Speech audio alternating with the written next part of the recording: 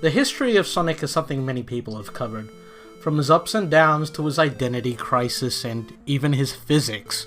But today we're going to look at a topic that is perhaps under-discussed in the world of Sonic, and that is the art style. How did it get from this to this? Disclaimer, for the most part I'm only going to be covering the mainline games. So yeah, sorry to disappoint Portable and spin-off fans. First, we're going to look at Sonic the Hedgehog. It was the first of its kind, but it made a big impact. Everything was fast, fluid, and colorful as hell. You had this cool looking spiky blue hedgehog, running loops, bopping on Badniks, beating up scientists. Sonic himself is a quite cool mascot. The poster child of animal mascots, a smug looking guy who looks like he could kick your butt. But he still has the sensibilities of a cute animal mascot. Very rounded, big eyes, and cartoon gloves.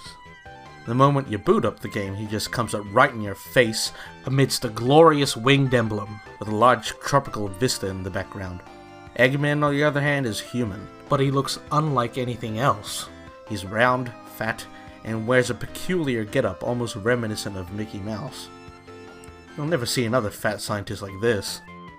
Everything in Sonic 1 had some kind of stylization to it. The trees were geometrical, the grass was striped, the walls checkered, the Badniks all had googly eyes. I don't think it would be right to call it cartoony, to be honest. Sonic 1's art style is more surreal in a way. This is evident even in the concept art of the game. Here's a neat little factoid about the waterfalls. If you play Sonic in pixel perfect mode, they just look like lines. However, since the game was designed to be played on a CRT, playing it that way makes the waterfall look transparent, or in some cases, even give the illusion of shimmering rainbows. This is perhaps a small thing to fret over, but I never really liked how the sky of Green Hill was this nasty dark blue. It's a little bit too dark for my taste, and that's probably my biggest gripe with Sonic 1's art design in general. That's the use of color. Most zones in Sonic 1 feel monochromatic, save for Green Hill, with some pretty boring color choices. I mean, why is Starlight Zone all green and grey? Every brick in Marble Zone is one hue of purple. Labyrinth is all yellow save for the water and this ugly shade of green when you're in it. Even the sprite work is kinda lame in some places, with some ugly dithering, and the animation isn't something to write home about. Oh, and the shoes on Sonic Sprite look kinda flat and elongated, but honestly, most of this can be kinda excused since, well, it is the first game. And now we come to Sonic 2, the sequel that's bigger and better. Everything in Sonic 2 ups the ante. The Badniks are angrier, the zones use more parallax effects, more colors, tails. Sonic himself hasn't changed a lot from Sonic 1. He's still the same pudgy guy we all know and love, but he has received some minor color changes. He's a little more blue now, so that's neat. Sonic also has some extra animations too, which help give him a little more personality. I particularly like this one, which happens when you're too close to the end of a ledge. There's not a lot to say about Tails. He follows a lot of the same design sensibilities as Sonic, a cool and cute animal mascot, but this time there's more emphasis on the cute aspect. He's a perfect fit in Sonic's world, and Eggman looks the same as ever. There's a much greater variety of Badniks in Sonic 2. While most Badniks in Sonic 1 look like they had googly eyes slapped onto them a la Banjo-Kazooie, Sonic 2 Badniks look like guys that you don't want to mess with. Look at these guys, they are pissed. Perhaps my favorite aspect about the Sonic 2 Badniks is that they actually look like robots. It's pretty great how you can capture that amount of detail in a single sprite. The environmental design in Sonic 2 is a little less surreal than Sonic 1. There are some elements of surrealism here and there, but it's a little bit more grounded in realism, I'd say. More detailed vegetation, greater mechanical detail. You don't see a whole lot of strange geometrical objects like in Sonic 1. Everything looks plausible. And the color choices? Well, they're way better than Sonic 1. I mean, look at them. You have contrast. That's the key thing Sonic 1 was missing. The foreground and background contrast from each other. Orange from blue, purple from green, complementary colors. All of these help give the zones a distinct visual identity. Pretty much everything in Sonic 2 was a step up from 1, but there was one other game that was being developed concurrently.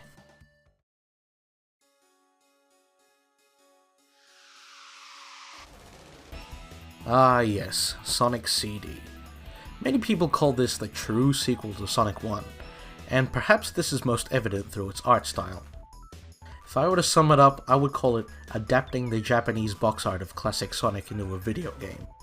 They take the surreal geometrical elements of Sonic 1 and amp it up to 11, but without any of the lame color choices of Sonic 1. The actual opening of Sonic CD is something many people treasure. It was produced by Toei, and it made Sonic look hella cool. Never in any previous game have we seen this level of animation on Sonic. We got to see him blaze across the landscape like the fast little critter he is. In-game, Sonic himself doesn't look too different from Sonic 1 or 2, and nor does Eggman. But this game introduces two new characters to the series, Amy and Metal Sonic. At the time, Amy was more or less the mini to Sonic's Mickey, a female version of Sonic with a dress. That's fine though. There's nothing wrong with having another cute character to add to the roster, and she fits in just fine. Metal Sonic, however, whew, man. I could go on and on about this guy, but Metal Sonic is just the pinnacle of character design. Designed as a metallic duplicate of Sonic, he's sleek, shiny, and visually striking. It's almost like a perfect representation of how Eggman perceives Sonic. I think a good measure of how good a character design is how much you want to figure of them. And Metal Sonic is very figurable. It should be illegal to design characters this cool, man. Jeez. As for the other robots, well, Badniks and Sonic CD feel kinda like a hybrid of Sonic 1 and 2's. None of them are really as menacing as Sonic 2's, but they definitely take some cues from them, like the greater amount of detail. What separates these Badniks from those games is the amount of color they have. Most of them have two contrasting colors aside from grey, which helps them stand out. Did you know that most of them are based off of bugs? Probably did, but whatever. The environments in Sonic CD are more color-rich and detailed than ever before. There's so much detail in every tile, but not so much that it's hard to look at.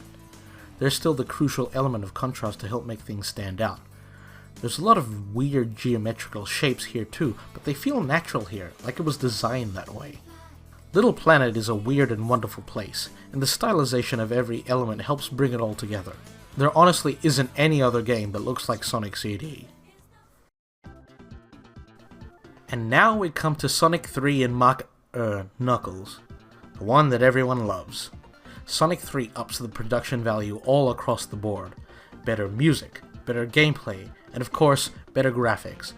Sonic 3 really shook up the game when it came to the graphics. Look at the parallax effects all around, even vertically. Mirage effects too, changing the palette of a level midway. It was unbelievable back then, and it still looks good today. Sonic 3 is pretty notable because it's the first time we get a glimpse of a real menu. It looks clean, nice, and well designed, with an interesting choice of an Art Deco-like typeface. On the whole, the menu was quite reminiscent of the Japanese box art. Sonic's sprite received a major redesign in Sonic 3. He's rounder, his pupils are smaller, and he's got a mouth. You can even make out the individual fingers on his hands. I also very much appreciate how his shoes are more accurately shaped to his official art. This is my personal favorite incarnation of the Sonic sprite. And of course we have the new guy, Knuckles. Knuckles is the roughest guy this side of the Sonicverse, and let's be real, he doesn't look anything like an echidna. But he still looks cool as hell, and is designed well within the Sonic universe. There's not a lot to say about Tails and Eggman. Apart from some minor sprite improvements, they're pretty largely the same. The Badniks this time around are not quite as cool as before. They seem to have scaled back from the likes of Sonic 2 and overall look less threatening. But here is where things get interesting. Take a look at this Badnik, the Bluminator. More importantly, its use of color. This is the big game changer for how Sonic 3 manages to look so good, and it's that it utilizes multiple hues of color to shade a sprite. Note how the highlights are a bright yellow, and the rose itself is red, but that red fades into purple across the edges, which creates this interesting color contrast. The bottom of the Bluminator has a slight underlight to it as well, to help give the Badnik shape. Sonic 3 sprite work is full of this kind of color use, but it's especially apparent on the bosses. There is always close attention paid to specular highlights, aka where highlights would be on an object. Light reflections as a whole are rendered quite well in Sonic 3 sprites. The top-notch color usage extends to the environments too. There's never a visually dull moment in Sonic 3, there's plenty of interesting locales, great texture work, lots of detail and cool animated tiles too, something seldom seen in past Sonic games. As I mentioned before, the palette of a stage can change on the fly too, which can affect the mood of a stage quite dramatically.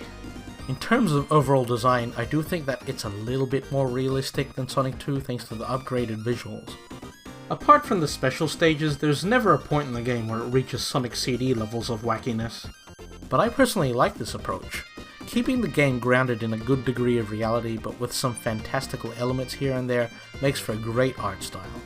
Sonic 3 has my personal favourite aesthetic of the classic series. As for the next main game, well... ah yes, Sonic Adventure. Sonic the Hedgehog finally makes his big jump into 3D, and it's a bit of a rocky start. And a rocky midway. And arguably it's still rocky today. You get the idea. This is even evident through the art style. When you boot up the game, you're treated to this realistic city with real humans getting completely totaled by a hulking kaiju. What the hell, man? Then you see the actual Sonic characters and it's like, what? What are they doing here? What the hell happened to all the nature and bright colors? Why is this game set in New York all of a sudden? The Sonic cast got a major redesign when they made it to 3D. Yuji Uekawa was tasked with doing this, who decided to make concept art modeled after graffiti art. Honestly, I don't really mind these redesigns. They might look weird to anyone else, but so would any other anthropomorphic character when you first see it. We've gotten so used to the modern stylings by now anyway, and everyone freaked out when Sonic Boom was announced, so obviously there's something right with them. That said, I do actually like muscly Knuckles, as I think it suits him better. Also, modern Metal Sonic still looks absolutely amazing. The actual 3D models are another story. Yeah, they haven't aged great. Because this is a 3D game, quirks in the animation are much more apparent. And here, it's as stiff as you can get. Nothing has a real sense of weight in the game. To be fair, this is their first ever 3D outing, and there's definitely charm in their mouth-stretching animations looking back on them. And I actually prefer the dorky Dreamcast models to the DX counterparts. But yeah. There's not a lot I can say about the Badniks in Sonic Adventure. They look nice in 3D, I suppose. Most of them seem to be pulled or inspired by past Sonic games, which is fine. The real star of the show here are the E-Series robots. Those guys are like the next generation Egg Robos, and they're cool as heck. I'm definitely not a huge fan of the menu design in Sonic Adventure. It doesn't have the unique visual flair of Sonic 3's. It just looks like a really old 90s webpage. Now here's what makes or breaks the game. The environment design. Sonic Adventure is kind of a mixed bag, in all senses of the word. The setting is, for all intents and purposes, supposed to be realistic. The developers even went so far as to use actual photos as textures. You have these realistic humans, and then you have this lanky blue hedgehog in the middle of it all. Don't you see the kind of discrepancy this makes? It's just really awkward. That's not to say the game looks bad though. The game looks alright, there's still interesting and fun locales, and there's still that touch of Sonic flair here and there, with loops and twisting paths. Perhaps the most interesting looking levels are anything set on the egg carrier, where you get to see lots of bright lights, fog effects, and machinery. There are a few uninteresting levels, like Ice Cap, which is more or less just an icy mountain with nothing interesting to look at. Lost World is pretty bland as well, as that level's just grey all around.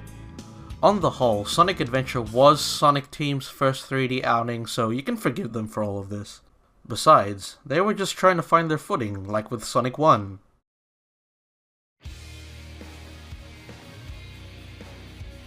All of this gets improved on in Kill la Kill, or as it's known by in Western territories, Sonic Adventure 2. Some of you may know that I really hate SA2, but that's a story for another day. I'm here to talk about its visual design, which is actually not that bad at all.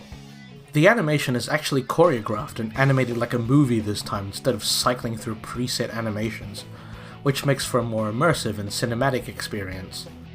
The animation itself leaves a little to be desired, but it's definitely a step up from SA1. Here's a fun fact. Ever wondered why some of the cutscenes in the HD re-release of SA2 are still 4x3? Well, if you watch closely, every cutscene that is 4x3 has a pre-rendered overlay video, which adds visual effects. Stretching these to widescreen would break them, which is why they left them that way. The menus in SA2 look better than they did in SA1. They're not my cup of tea, and I still think they're kinda dated, but they have more visual and type consistency at the very least. And they use Uekawa's art to a great effect. There are even proper act cards now. Huge improvement over whatever the hell SA1 tried to do. Not much has changed in SA2's character design. The models have received an upgrade to accommodate for more animation, but for some reason Sonic and Knuckles kinda look like they have darker skin. They probably got a tan or something. The two big new guys around here are Shadow and Rouge. I don't really have any qualms with how they're designed really. Shadow is cool and edgy, while the decision to add a busty femme fatale bat to fall in love with an echidna is a bit of a weird one. Rouge is still cool nonetheless, so whatever. Uekawa knows what he's doing by now, I suppose. It seems they've thrown out most of the traditional Badniks in SA2 and replaced them with GUN robots. You know, I actually like this decision as it gives them all this nice theme and consistency amongst them, like you're fighting a unified military force of some kind. They're not afraid to vary up the kinds of troops too, like artificial chaos. Whenever humans show up in SA2, they look more realistic than SA1. In SA1, the humans had a sort of anime style, like Pokemon, but here they actually look like real humans. Not a huge thing to worry about since humans don't really show up as much as they did in SA1. But there is one scene where the art style discrepancy makes for some unintentional hilarity. Basically, you see the president riding in a limo and he's negotiating with Eggman. And then you see Sonic. Sonic the freaking Hedgehog jump in and hijack it. It is the stupidest and most hilarious thing ever. SA2's environmental design is definitely a lot better than SA1's. It's still grounded in realism, but they've taken a page from earlier Sonic games and added more color all around to the stages. The element of color contrast is back, and while they've definitely still used photos, they still look rather nice and have only been used sparingly. I believe the most visually interesting levels are Pumpkin Hill, and anything set on the Ark, as they have quite a cool theme to them. On the whole, SA2 still looks kinda nice today, but the next game really gets my rocks off.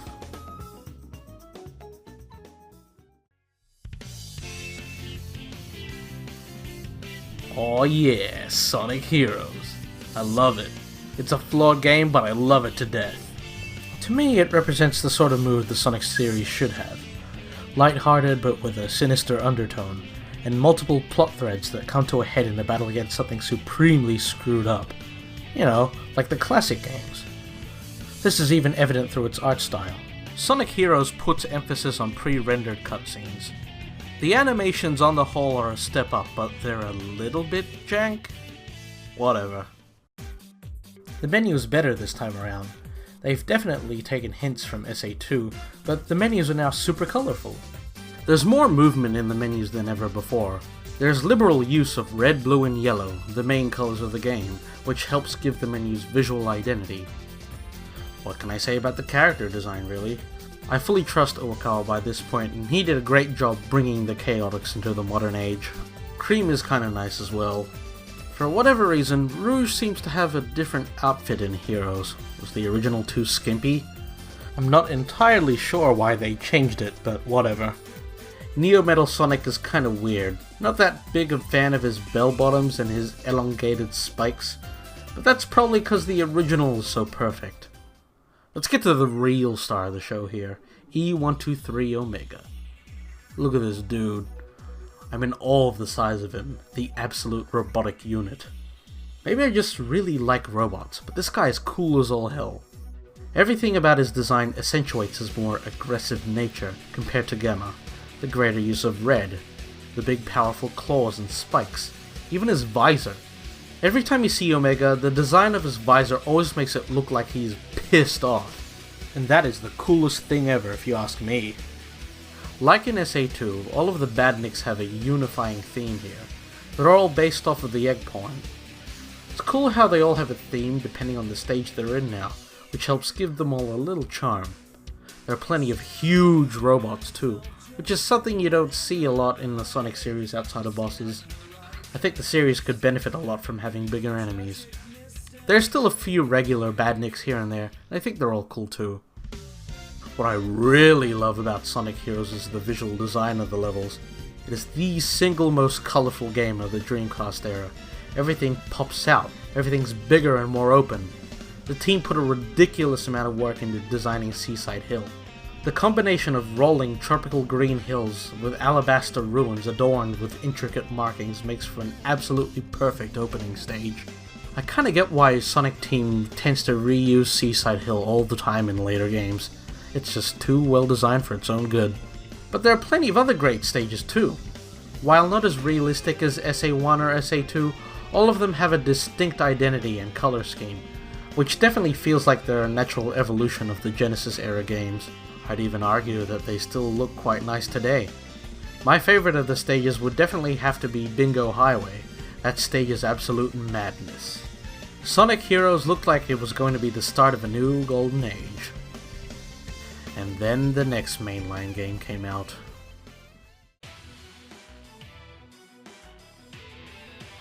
Oh man, Sonic 06. It's that game. I am actually a Sonic 06 apologist, to be honest. The game isn't nearly as bad as people make it out to be, I think, but that doesn't excuse its poor art style. The first thing you see in the game is the menu, and honestly, the menu and GUI design is fine. It definitely has more modern design sensibilities and is more sleek than Heroes. There is one gripe I have with the game, and it's the bottom right bar. For a long time it's unclear what it does, only until later in the game do you find out its purpose. They should have made it more clear what the bar does, or only have it show up in that particular context. The game opens and you're treated to this cutscene of a beautiful town at night with a princess celebrating a festival. Suddenly, out of nowhere, comes these robots. And then you see... Wait, is that supposed to be Eggman? What the hell happened to you, man? Boom. Sonic the Hedgehog shows up out of nowhere once again to save the day. What the hell is this? The first time I saw this cutscene at a mall, I thought it was a Final Fantasy game until Sonic's blue butt showed up. Never before has the disconnect between realism and blue hedgehogs been so apparent than in Sonic 06. What happened to all the cool stuff in Heroes, man? But credit where credit is due. The pre-rendered cutscenes look better than ever now. I do honestly think they plateau at this point. There's nothing awkward or plastic about them like in Heroes. They reach the point of animated feature film quality by Shadow the Hedgehog, which is a pretty amazing feat. The actual in-game cutscenes, they look super awkward. They're a little bit better choreographed than Heroes, but everyone looks so dull and expressionless. Like I said before, the disconnect between realism and Hedgehog is at its worst at this game. You spend time in this world rescuing a realistic princess, talking to realistic humans, and you see realistic animals as well. And what the hell happened to Eggman?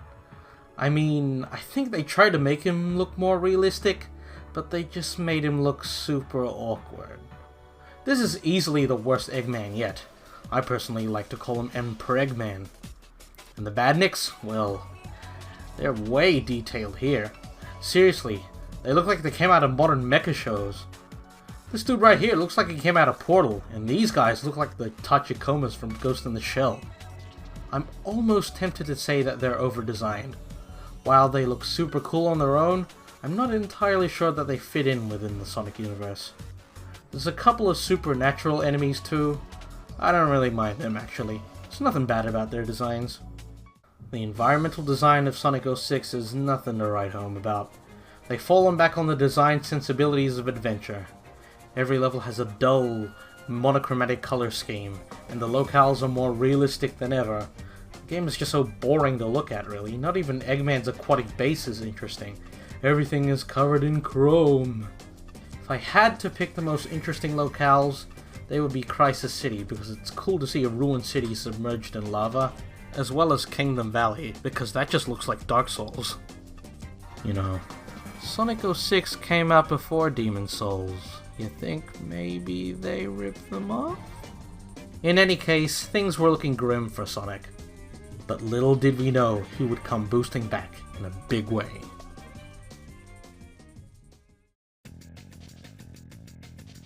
Sonic Unleashed was the point in Sonic's career that marked his big turnaround. The first time people saw this, it blew their minds. The visuals were amped up to 11. It was like an animated movie you could play. Where do I even begin with this one? Well, the first thing to remark on will be the menus in GUI. They're alright, I guess, but they aren't really my thing. Funnily enough, I actually prefer the menus of 06. They seem to have a better visual consistency and are more sleek than Unleashed. The worst part is the in-game HUD. That text is way too small, and on top of that, is it even necessary? Time, score, speed, rings, ring energy. The thing is labeled like a political cartoon. There's no need to go this overboard labeling stuff. Why on earth do you even need a speedometer anyway? You're Sonic the Flaming Hedgehog! Thankfully, the HUD is the weakest part of the game. Everything else is just beautiful. It's so beautiful. Unleashed was the start of a visual era for Sonic that I like to call the fantastic reality. Everything has a clear ground in realism, but there's an element of fantasy in play that makes it so interesting to look at. There's nothing abstract here, there's no muddy brown and grey color schemes. Every color scheme is bright and well chosen, and it looks so smooth in motion too. The game was clearly developed to look like an animated film. This is perhaps most apparent through its character design.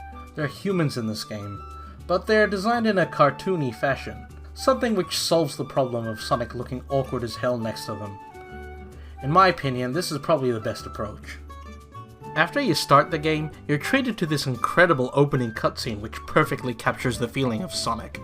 There's Eggman, thankfully reverted to his old self, and his Armada. And there's Sonic being a badass, running all around the place giving Eggman what's coming to him. This is a lot like Sonic CD. You have a cool opening cutscene which sets the stage for the game. As I've mentioned before, the animation quality pretty much plateaued with Shadow the Hedgehog, so there's nothing more to say about this really. The in-game cutscenes and animations are far better animated than Sonic 06, so that's neat.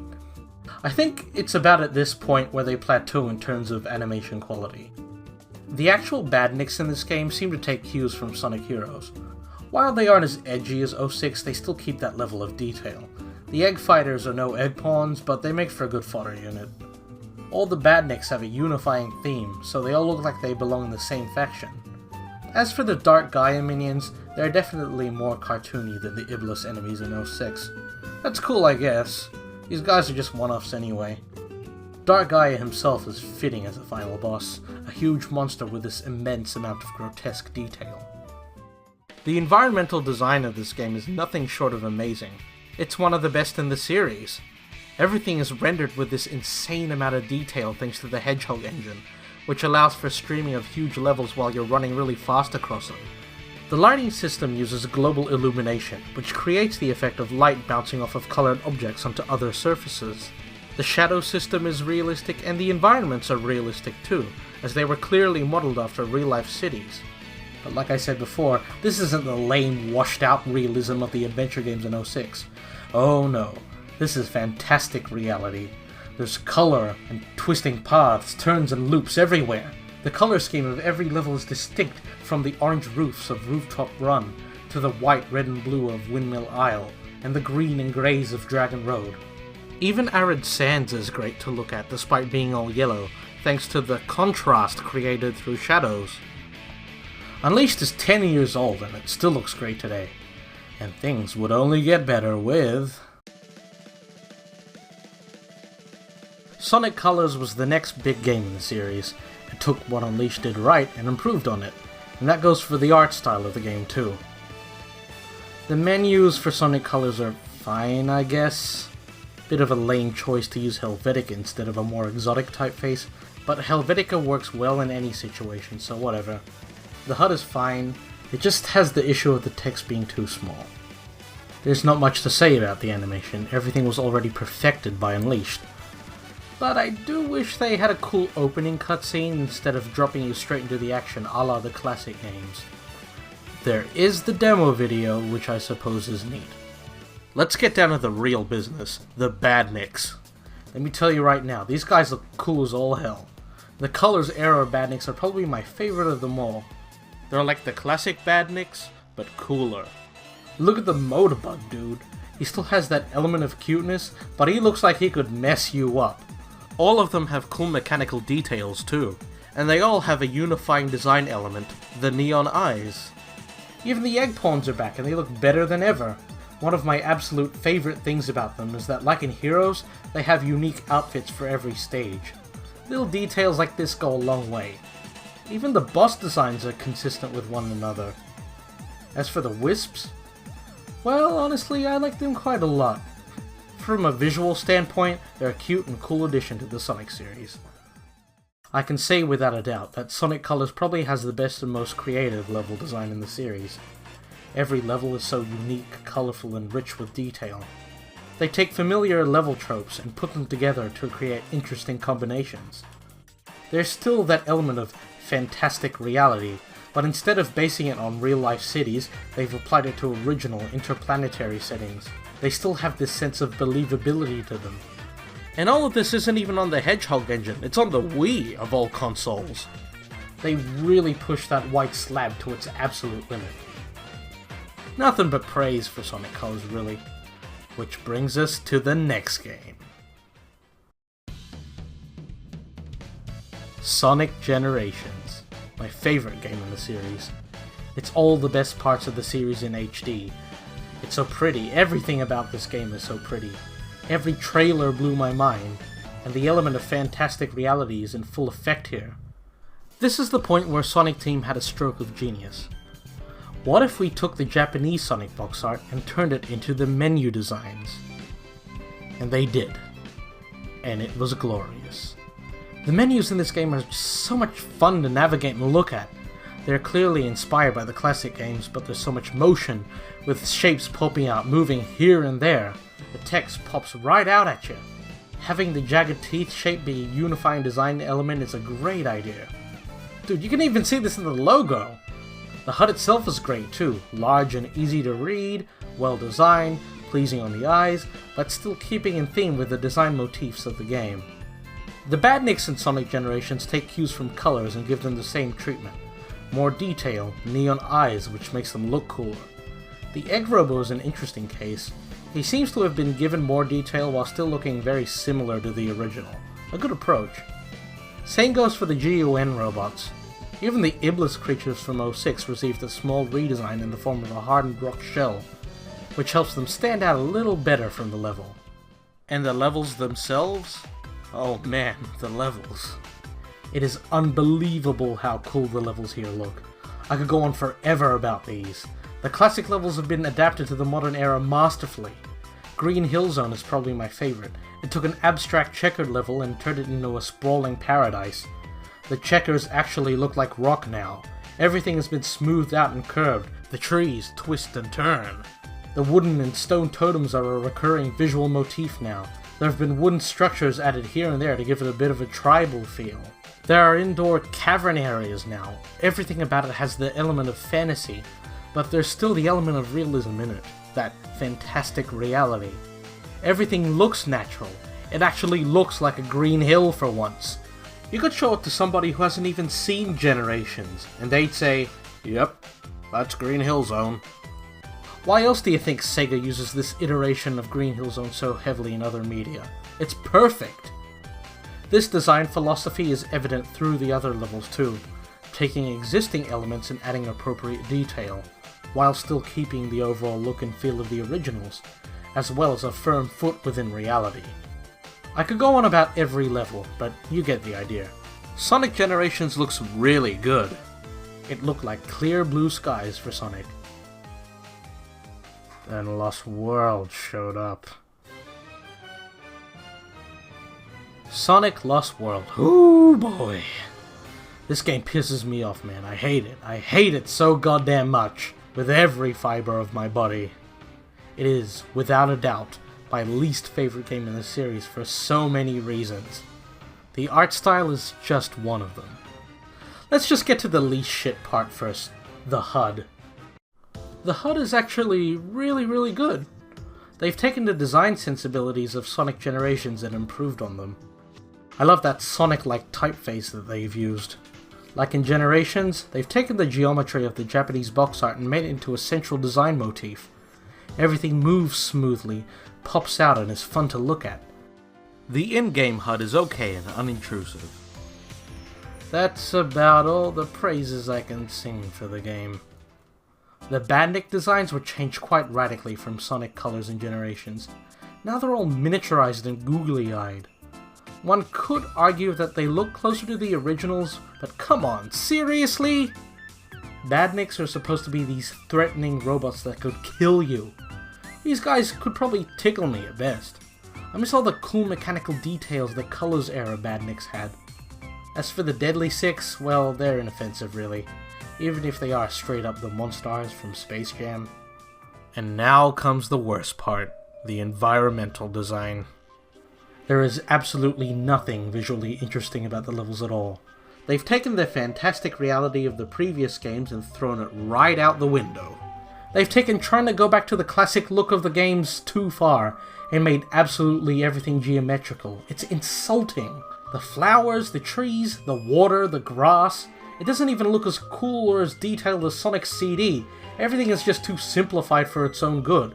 It looks juvenile and it looks like Lego, even more so than Lego Dimensions itself. This is the kind of crap I'd see in Mario games pre-Odyssey. I mean, dude, come on. You're running on all these lame mid-air cylinders. Look at the background, that looks way cooler. Why can't I run down there? And you'd think that you could excuse this trash for it being set on the Lost Hex. But no, they retconned the surface world so that it looks like this too. What the heck? Dude, look at this scene from Generations. The tree is normal, right? So what in Iblis's name happened between then and Lost World that made the trees look like this? What in the freshly baked heck is this? Why are the trees square? This isn't Minecraft for crying out loud, dude! God, I hate this game so much. All the level themes are generic and uncreative. There's not a single level I like in this game. Well, except for maybe the underwater rail grinding levels. They look the least bad. Sonic Lost World took everything Unleashed, Colors, and Generations were working towards and took a big fat dump all over it. But thankfully, another game was coming to save the day. Sonic Mania. The Genesis-styled Sonic games are back. Everyone loves this game, and for good reason. It was made by fans, for fans, and they did an incredibly good job in its art style too. Sonic Mania is just an improvement on the Genesis games all across the board, really. The menus are absolutely gorgeous to look at, and they do a great job of capturing that unique Sonic box art aesthetic, while inventing their own style. I particularly like how the button font is an upscaled version of the old Sonic HUD font. Sonic Mania also has a cool animated opening too, in the vein of Sonic CD. Like that game and even Unleashed, the opening captures the essence of Sonic perfectly, having him run all across the place with his friends. Major props to Tyson Hess and Studio Yota for making this happen. Sonic, Tails, Eggman, all the Badniks, they've all received significant visual upgrades across the board. Animation was never something to write home about in the older games, but here the animators have just injected a whole lot of new frames into every single animation, giving everything way more personality. Everyone moves so smoothly, they all have enhanced and revamped colors, the sprite work is just absolutely astounding. Even the new Badniks design for the game fit like a glove. If I had one gripe with the game, it would be that I kinda wish they used Sonic 3's Sonic sprite as a base, as I feel that captures how Sonic looks a little better, but that's more of a personal gripe than anything. The Sonic 1 sprite is iconic anyway, so yeah. All of these visual upgrades go double for the levels themselves too. The game seems to take some notes from Generations and add new elements to existing levels, like caverns in Green Hill, outside and inside areas in Flying Battery, etc. The new zones are creative as well and fit right into the Sonic universe. The special stages capture that surrealism of Sonic CD perfectly. Honestly, what's more to be said about Mania? The game is just a treasure all around. And now we come to the final game, Sonic Forces. Sonic Forces is a bit of a weird game, really. It was in development for 4 years. The game itself uses the Hedgehog engine too, an upgraded version of the engine used in Unleashed, Generations, and Lost World. But as for the art style... The HUD itself takes liberties from Generations and Lost World, but it doesn't really look like the Japanese box art at all. Instead, it's a unique and striking mix of red, beige, and black, with squares, stars, and halftones. The font Futura is used heavily here, a pretty interesting choice. It looks unlike anything else in the franchise, and while I used to hate it, I've actually grown to like it quite a bit. Looks great in motion. Speaking of motion, while there's nothing really to remark on the animations in Sonic Forces, I kinda wish they would take one of the only redeeming pages from Sonic Boom Rise of Lyric and make the characters way more expressive. At this point, the characters are starting to look to be a little more static than I'd like to. Dude, look at the TV show, this has some top-notch fight choreography. The trump card in Sonic Forces' deck is the Avatar, a character you can create to play alongside Sonic. I think the avatars look quite nice in the world of Sonic, to be honest. They fit without looking super awkward, unless you make them look that way. And Infinite? He's a bit of an oddball. I kinda wish you could see his true face at some point in the game. As for the Badniks, they're quite minimalistic. Everything has way less detail, monochromatic colors, and a lot of them look like Rob for some reason. Perhaps this ties into how Eggman is producing units cheap and en masse? And all of them do look like they have a militaristic theme. I know, but in any case, the aesthetic isn't for me. Sonic Forces seems to have taken a mixture of Sonic Lost World's abstract art style and the ones from Unleashed to Generations, which results in this strange mix of semi-realism. While it definitely looks nicer than Sonic Lost World, it's still not my thing, I guess. Even in terms of color choice, there's no real sense of contrast. Many levels seem to be a whole blender of similar colors put together, with nothing that really draws the eye like in previous games. Like in Lost World, you've got weird shaped trees, perfect circle-shaped craters. It's elements like this that tend to stick out quite a bit. On the whole, the game looks fine, but not outstanding. So there it is, a tour through every mainline Sonic series art style. My personal favorite of them definitely has to be the Unleashed to Generations era. The fantastic reality. I kinda wish they would go back to that. It's so enthralling to watch as it is to play. But, who knows what'll happen. Let me know what your favorite Sonic art style is, or if you disagree with what I think.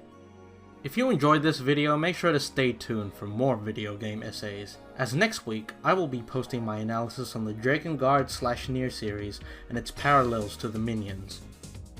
Just kidding, this video is most likely a one-off. This was gonna be my April Fool's video, but I couldn't get it in on time. If you actually want video essays, go subscribe to, I don't know, Akfamilyhome, Haedox, KingK, Cybershell.